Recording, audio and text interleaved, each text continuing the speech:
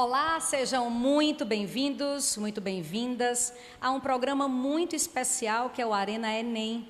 Eu sou Fernanda Pessoa, professora de Linguagens e Redação, e estou hoje com um tema muito especial, a questão da educação no Brasil hoje. A ideia é ajudar você a fazer uma prova de redação do Enem muito especial e nos outros vestibulares e, claro, estar sempre atento, com um olhar muito analítico para o Brasil que nós temos e o Brasil que nós queremos. O convidado de hoje é muito especial. Ele é um professor deputado ou deputado professor. Quero convidá-lo. Ele é Paulo Dutra, ex-secretário executivo de Educação Profissional, sendo responsável neste período pela implantação e expansão da política pública de educação integral, tendo coordenado a instalação das escolas de referência em ensino médio e das escolas técnicas estaduais. Gente, um trabalho aqui no estado muito especial. Soma quase 40 anos como professor de física. Aí realmente, lá vai eu com força, é igual a massa vezes a aceleração. Hoje, além de ser doutorando em Educação pela Universidade Federal de Pernambuco, é vice-presidente da Comissão de Educação e Cultura da ALEP. Tem 19 propostas aprovadas como leis estaduais que contemplam as áreas de educação, cidadania para pessoas com deficiência, direitos das mulheres e cultura. E aí, vai perder? Como é que está a educação? Qual é a sua opinião sobre a educação no Brasil? O cenário da situação de educação no período de pandemia e já pensando no pós-pandemia. Como é que está a situação? Primeiro, obrigado. É muito bom poder estar aqui com você, poder conversar com vocês um pouco sobre a educação no nosso país, no nosso estado. Então, eu penso que não só a educação, mas principalmente ela vai ter que se reinventar no momento que a evasão aumenta. Você dizia aí e falava que eu tive o prazer de implantar as escolas integrais aqui no estado de Pernambuco e é um programa, é uma política pública hoje, pensada para os estudantes do ensino médio. E eu lembro que lá em 2007, quando nós começamos e nós fazíamos aqui as pesquisas para ver como transformar uma experiência piloto, que era do ginásio pernambucano, em política pública. Aqui no estado de Pernambuco, a evasão era de 23,8% no ensino médio. Então, quase 24 estudantes dos 100 que entravam no ensino médio não terminavam o ensino médio. E nós tivemos a grande satisfação de comemorar em 2018 essa evasão com 1,25%. Então, eu penso que a pandemia ela causou muito esse desistir da escola. E eu acredito que é um momento que nós precisamos nos unir, porque eu acho que os professores se reinventaram e os estudantes precisam se reinventar também nessa pandemia, porque aí o acesso à internet no nosso país, no nosso estado, ainda é muito difícil, ainda não está para todos, e é algo que a gente vai precisar, nesse pós-pandemia, quando você coloca, de termos acesso e de uma educação diferenciada do que a gente viveu, daquela educação presencial, que a gente precisa dessa troca, seja ela nesse formato que nós estamos vivenciando aqui, e seja ela presencialmente. Então, acredito que nós todos vamos precisar nos reinventar. Perfeito. Uma coisa muito importante é que as pessoas no Brasil associam a escola somente à questão do conteúdo. Porque nós temos uma visão, entendam, isso é oficial, uma visão muito ultrapassada em relação à nossa grade curricular, o que nós precisamos ter. E isso é fruto de um processo histórico, gente, de extrema desigualdade. Só para vocês terem uma ideia, só a gente recapitulando um pouquinho e já levando mais conteúdo para eles entenderem que, já que nós temos que nos reinventar, que resolvamos os problemas que existem há muito tempo. Por exemplo, para terem ideia, os jesuítas chegaram aqui para um trabalho inicial de educação em 1549 e só foram expulsos daqui em 1759. 1759, professor, já era quase o período em que a França estava com revolução. E a gente era educado pelos jesuítas. Se não fosse lá o Marquês de Pombal ter se arretado e colocado os jesuítas para correrem daqui. Mas fica a tradição. E eu sempre comento que o maior desafio de nós professores está em entender onde é que estão as diferenças. Porque nós temos um aluno do século XXI, nós somos do século XX e o nosso modelo educacional é do século XIX. Não tem como a conta fechar.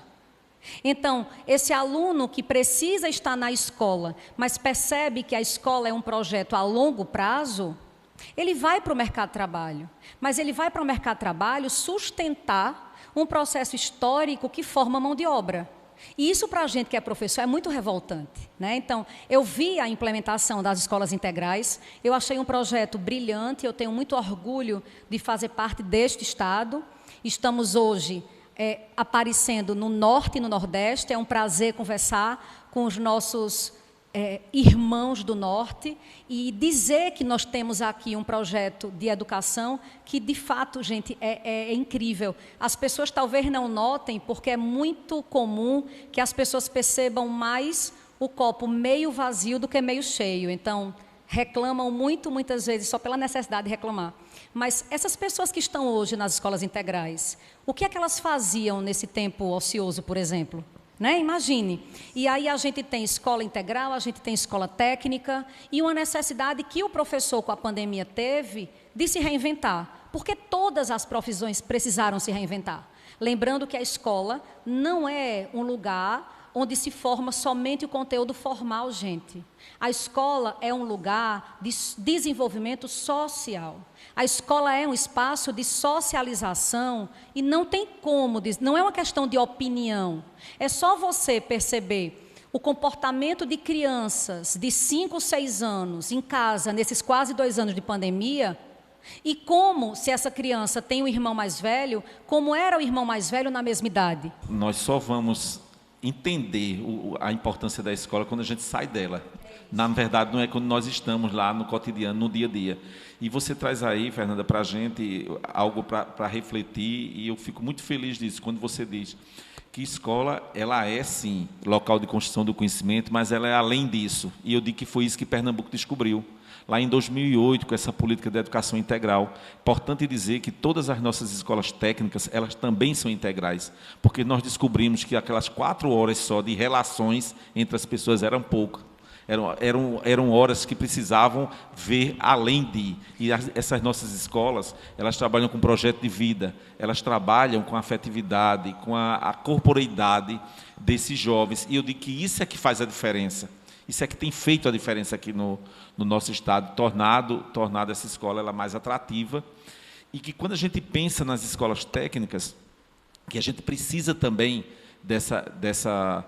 eu digo dessas pessoas mais rapidamente no mundo do trabalho, mas eu trago um dado de que aqui no Brasil, só 9% desses estudantes que deveriam estar nas escolas, no ensino médio, só 9% estão nas escolas técnicas. Aqui em Pernambuco, nós temos 30% desses jovens, por essa política de educação profissional de escolas técnicas. Eram 6 escolas em 2007, hoje são 50 escolas. Professor, me diga, como é que, politicamente falando, a gente pode entender o cenário ligado à educação no direcionamento do poder do município, do Estado, da Federação, da União?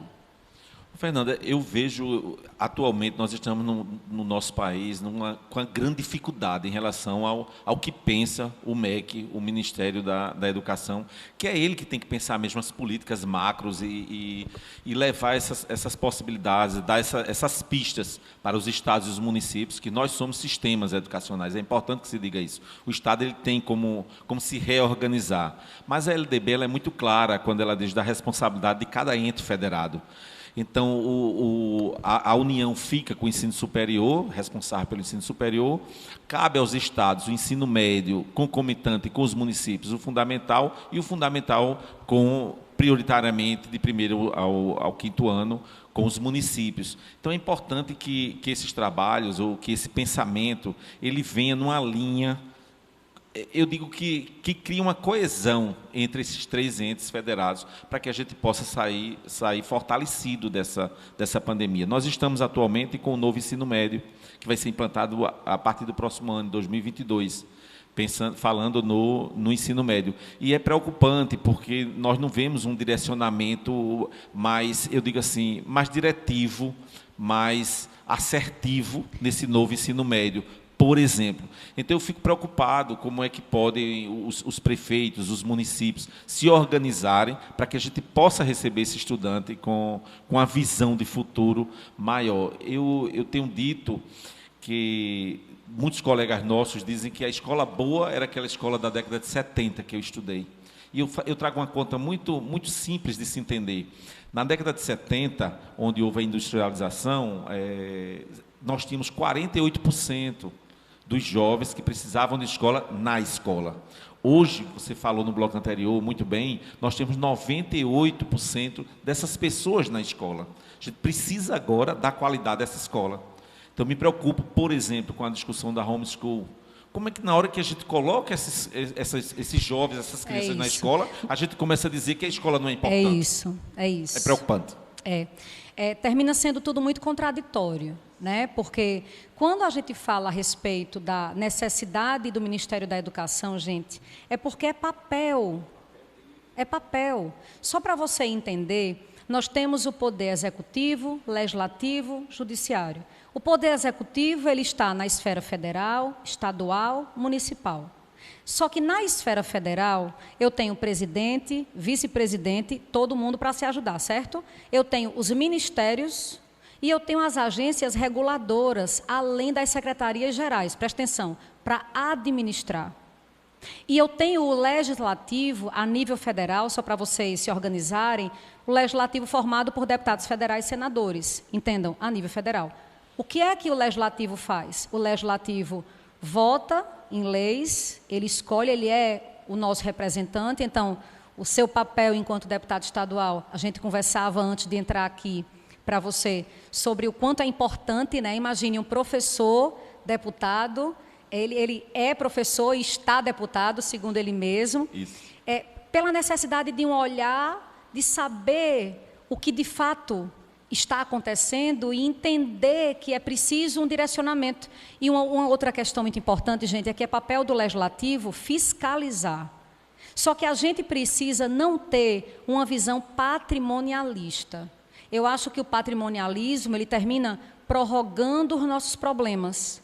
Porque quem quiser estudar, Lilian Schwartz, José Murilo de Carvalho, muita gente fala sobre a visão patrimonialista que está associada a querer fazer do Estado algo particular. É como se eu tentasse transformar em meu o que é do todo, sabe? E assim, a gente termina, fruto de um processo histórico, tendo essa visão.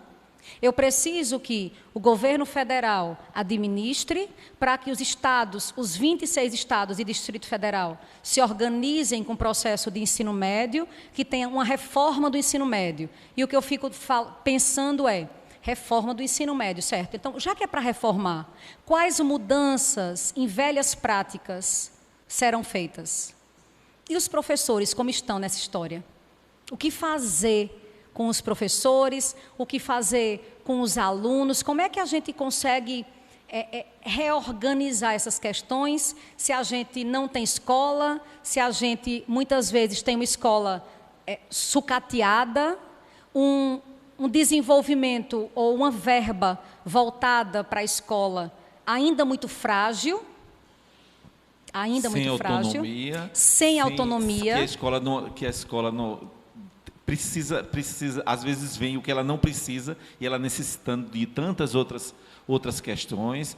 Eu penso que a gente tem que entender tudo isso que você está trazendo aí, que projeto é esse que essas pessoas estão querendo para o nosso Brasil. Fortalecendo cada vez mais essa desigualdade, esquecendo, você falou aí que nós estamos para o Nordeste e para o Norte, esquecendo da nossa Amazônia, que a gente não pode esquecer das questões ambientais, porque faz parte da nossa sobrevivência também.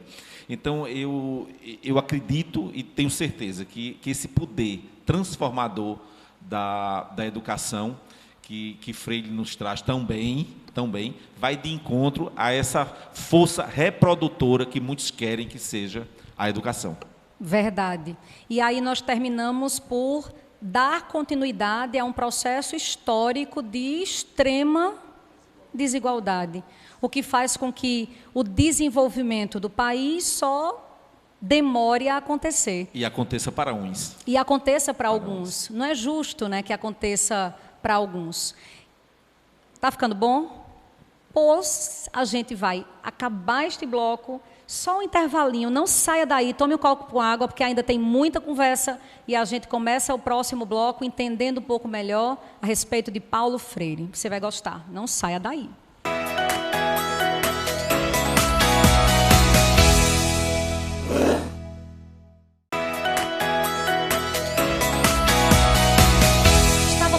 Sobre essa necessidade de diminuição da desigualdade, é muito bom que fique muito registrado, muito bem registrado.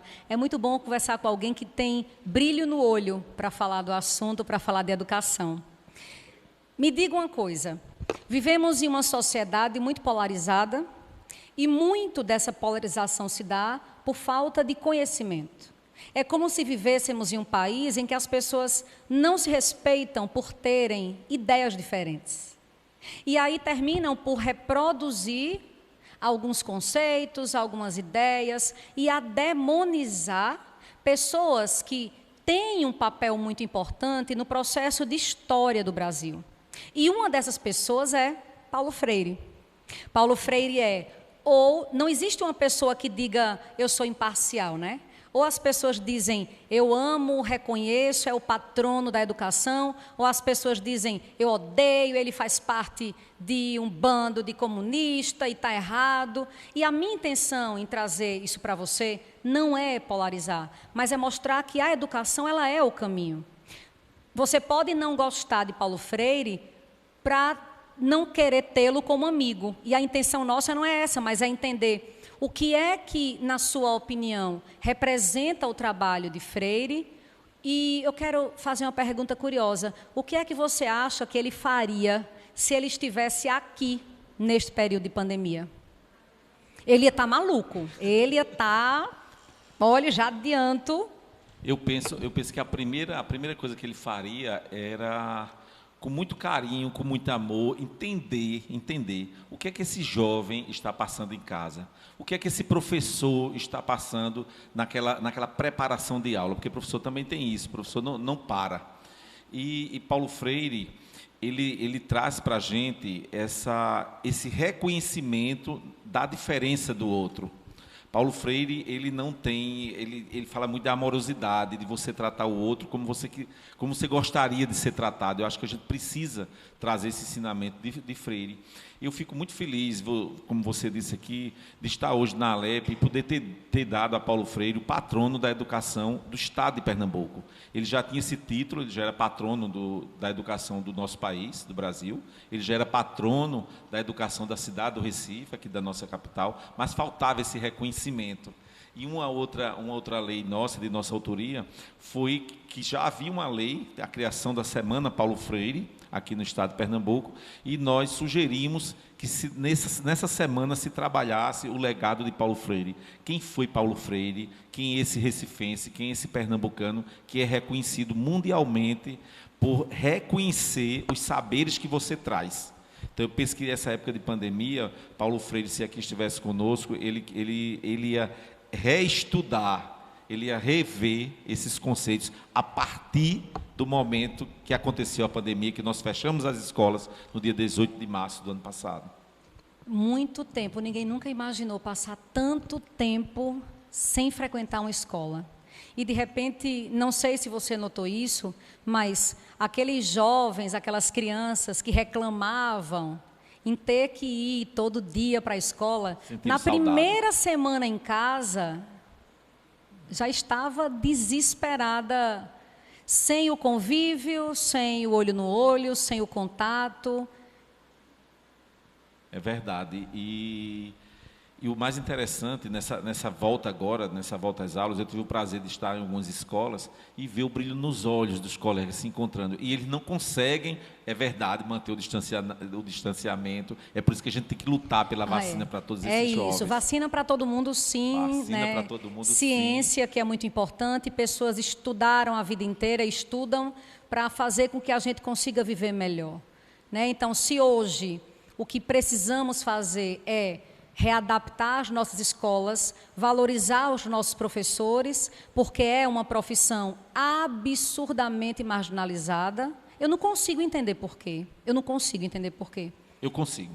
Eu consigo entender porque a maioria, a elite, ainda quer reproduzir. É isso. E na hora que você tem o conhecimento, a primeira mudança surge em você. É isso. Você muda completamente. Então aproveitem, estudem.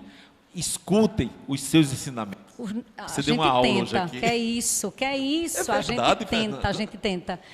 Dentro dessa análise de educação, gente, é muito, muito importante a gente tentar entender o que é que consegue resolver esse abismo. E em um outro programa, eu conversei sobre Celso Furtado, que é um economista paraibano, maravilhoso, importante demais no cenário de 2020, do século XX. E Celso Furtado dizia que o subdesenvolvimento ele não é um estágio, ele é um projeto. Projeto de Estado, é isso mesmo. Não é um estágio. Você não ouve falar, a França era subdesenvolvida, teve uma fase em que ela ficou em desenvolvimento e ela é desenvolvida. Não, gente. Não. A situação eufêmica de dizer em desenvolvimento é uma situação para tentar suavizar uma questão muito séria. Porque eu tenho o segundo país em maior concentração de renda, presta atenção, que é a maior parte do dinheiro na mão de pouca gente demais. Eu estou ali brigando. Começamos o ano, o 9º país mais desigual do mundo, segundo a ONU, e já estamos ali, a gente está na fase ali de 8º, 9º mais desigual, nessa briga, não sabemos como o ano irá terminar. E somos a 12ª maior economia, segundo o FMI. A conta não fecha, gente.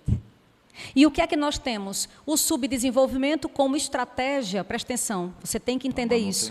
O subdesenvolvimento como uma estratégia para manutenção do poder na mão de uma minoria que só representa o poder econômico. Porque se fosse uma minoria, professor, não leve para o pessoal, você que está me vendo, por favor, se fosse uma minoria que detivesse o poder econômico, mas detivesse também o poder intelectual, a gente estaria como a Inglaterra. É claro que dadas as devidas proporções, mas as pessoas não entendem que desenvolvimento econômico, se ele caminha em descompasso com o desenvolvimento social, a gente não tem como crescer enquanto país. E é muito mais fácil manter uma sociedade mão de obra, manter uma sociedade ignorante, manter uma sociedade tecnicista que precisa somente decorar fórmulas, marcar X e pronto, do que fazer com que essa meninada pense. Eu comparo Paulo Freire muito a Sócrates. Eu me sinto meio socrática, às vezes eu acordo meio... Eu acho que o trabalho era o mesmo e a gente nasce professor, né? Eu estava comentando com ele antes do programa. E chegando perto agora de acabar o programa, eu não quero acabar de jeito nenhum. Eu fico aqui o dia inteiro falando de educação. Sócrates, ele falava da maiêutica. E a maiêutica era um princípio socrático, gente, sendo muito rápida, que dizia, a mãe de Sócrates era Sócrates, eu falo como se fosse meu amigo, né? Sócrates da antiguidade clássica, Grécia Antiga, o fundador de uma visão filosófica ocidental, o marco de divisão entre os pré-socráticos e os pós-socráticos. Qualquer coisa curioso, vai lá no site, vai lá no Instagram que você vai achar muita coisa. Mas, enfim, a mãe dele era parteira. E ele, maiêuticos, vem de parto, e ele dizia que a ideia era fazer com que o filósofo funcionasse como um parteiro das ideias. E nós, professores, somos meio parteiros. Eu digo que, eu amo, tenho um aluno que eu amo demais, que ele me chama de parteira, ele me pede a bênção, que é Manuel, já está terminando medicina. Ele me chama de parteira, me pede a bênção toda vez que me vê, 3 vezes o meu tamanho. E uma vez no meu aniversário ele disse, você me pariu. Eu demorei muito a entender, meu filho, não.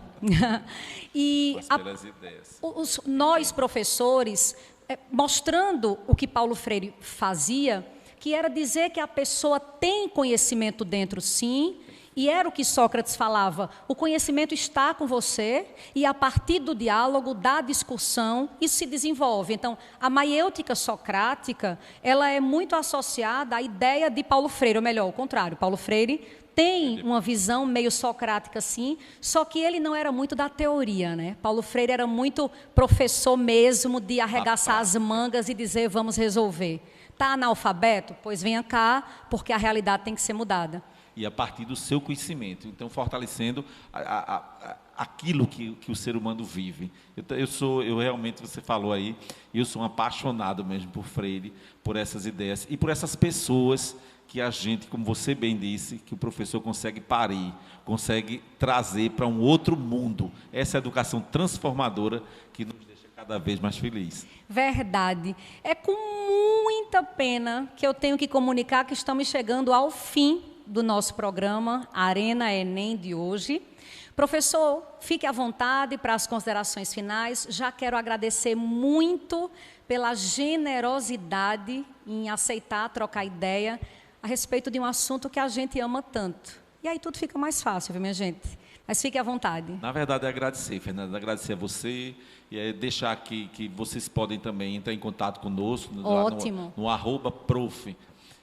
Ponto Paulo Dutra, e que a gente está disponível sempre para discutir educação, para poder fazer as pessoas pensarem e sair desse lugar que nós estamos, porque nós precisamos sim, precisamos fortalecer cada vez mais a dialógica, precisamos fortalecer a nossa democracia e as instituições, que você também falou aqui, o Executivo, o Legislativo e o Judiciário, para que a gente tenha um país melhor. É isso. E olhe, tem mais uma coisa muito importante.